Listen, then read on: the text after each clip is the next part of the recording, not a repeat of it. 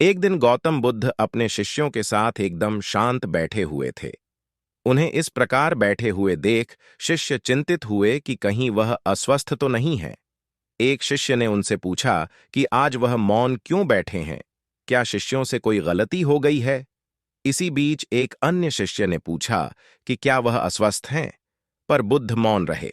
तभी कुछ दूर खड़ा व्यक्ति जोर से चिल्लाया, आज मुझे सभा में बैठने की अनुमति क्यों नहीं दी गई है? बुद्ध आंखें बंद करके ध्यान मग्न हो गए। वह व्यक्ति फिर से चिल्लाया, मुझे प्रवेश की अनुमति क्यों नहीं मिली? इसी बीच एक उदार शिष्य ने उसका पक्ष लेते हुए कहा कि उसे सभा में आने की अनुमति प्रदान की जाए। बुद्ध ने आंखें खोलीं और बोले, नहीं, वह अछूत है, उसे आज्ञा नहीं दी जा सकती।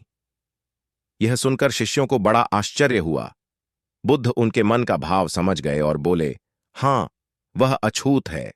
इस पर कई शिष्य बोले, हमारे आश्रम में जात पात का कोई भेद ही नहीं, फिर वह अछूत कैसे हो गया? तब बुद्ध ने समझाया, आज वह क्रोधित होकर आया है। क्रोध से जीवन की एकाग्रता भंग होती है। क्रोधी व्यक्ति प्राय मानसिक हिंसा कर बैठता है। इसलिए जब तक वह क्रोध में रहता है तब तक अछूत होता है। इसलिए उसे कुछ समय एकांत में खड़े रहना चाहिए। क्रोधित शिष्य भी बुद्ध की बातें सुन रहा था।